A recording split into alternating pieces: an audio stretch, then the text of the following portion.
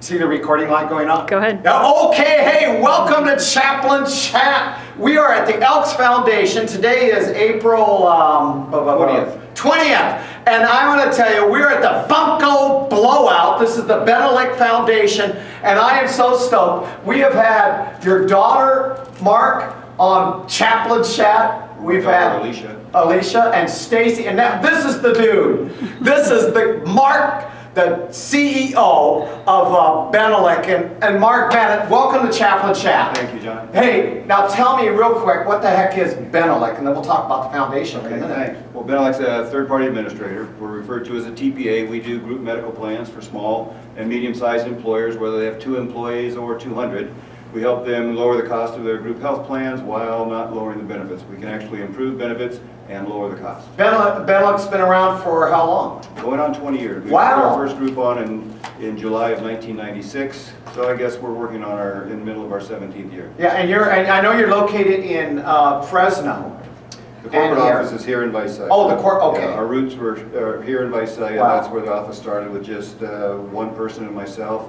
In 2001, we did open an office up in Fresno just so we could attract more skilled talent for claims and claims auditors and analysis and things of that nature. You know, Mark, I got to tell you, how we connected with you guys was we have a group, and you know about this, but there's a group called Next Step to Freedom. Men and women gather with me once a month throughout Tulare County, and our goal is helping men and women get out of jail, stay out of jail. We had a meeting one day.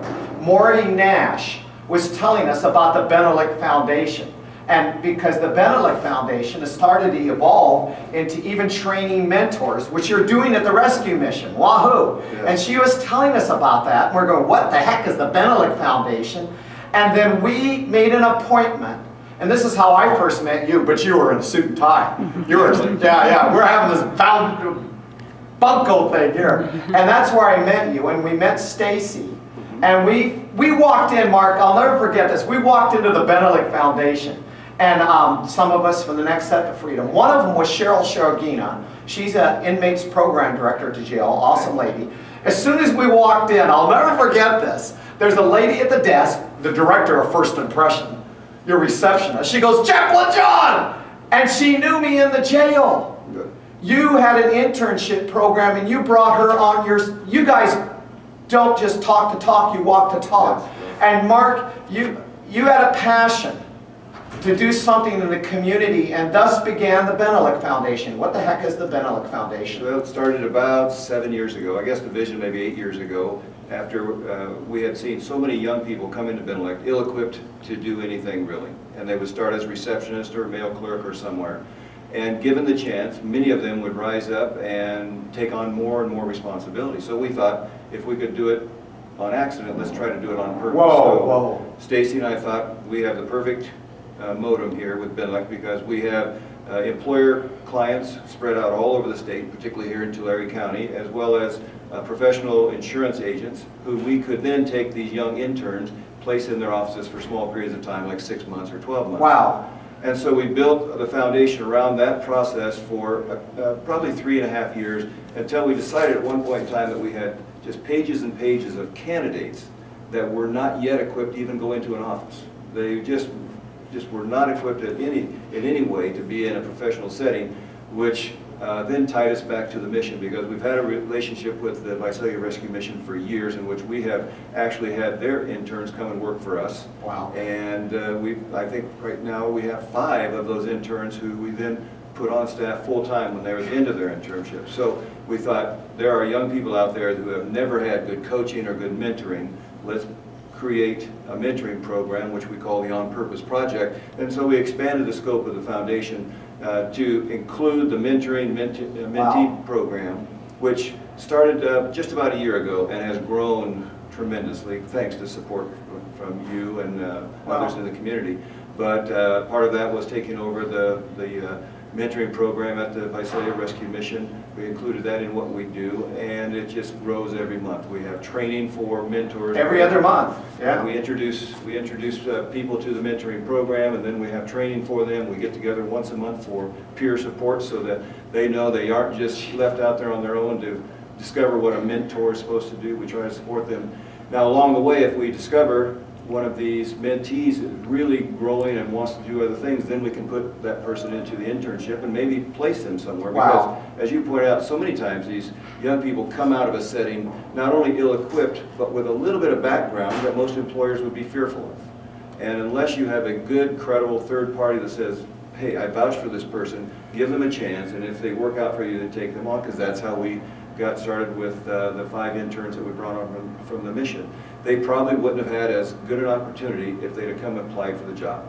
But because Maury and folks over at the mission, like Danny Little, their CEO, we trust them, and once we interviewed those folks and put them on board for a while, after a few months we knew that we could count on them, and let's make them a part of our full-time employment. And if we could do that in our office, there's other employers in the community could do it as well. But we had to take those young people and give them a chance to grow a little bit. And that's what the mentoring process is about.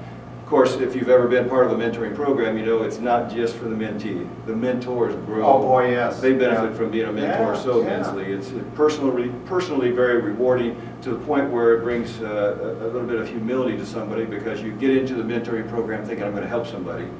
And it turns out they help you by just being a mentee. It gives a person, a mentor, a person who thinks that they might be a benefit to some person, a chance to grow themselves. And in our community, there's so many young people that need so much help. So we think our mentoring program has room to grow considerably. And today, our bunco, or blowout, is just a part of introducing us more to the community. It's a fundraiser. But we figured even if we don't cover the cost of doing it, we're introducing the Ben-e-lect Foundation and our mentoring program to more and more people in the community, because the mentoring program is focused here on Visalia with friends like John and First Steps to Freedom and the Rescue Mission and others. We think unfortunately, there's lots of room to grow down here, so we hope to do so. Mark, this is exciting, because now Ben-e-lect Foundation, you're partnering with Good News Jail and Prison Ministry, and we have mentors being trained in the Porterville area, in the Dinuba area, and now in the Visalia area that's connected with you. Wahoo!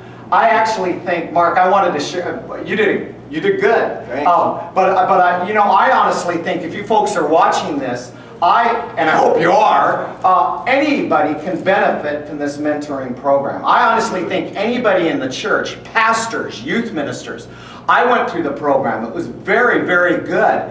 And whether you're going to sign up to be a mentor, you will be blessed by what you guys teach us. And I've been pastoring all my life, chaplain at the jail. I went through usually a Tuesday evening and a Saturday session, and I was going, wow, this is good.